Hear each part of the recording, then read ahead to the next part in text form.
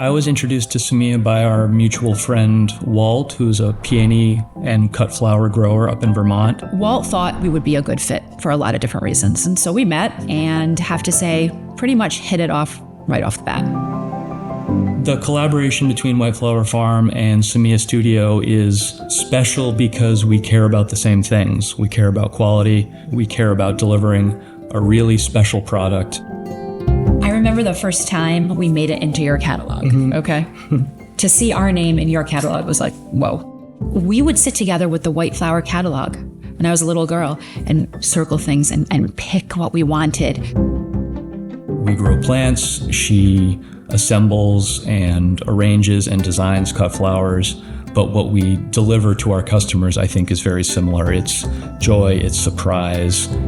When I came to your facility and we met your team, I just knew we were in good hands with each other. Yeah. And I think that that's exciting. And now I'm excited to grow with you. Having a partner in cut flowers of Semia's creativity and excitement is really wonderful.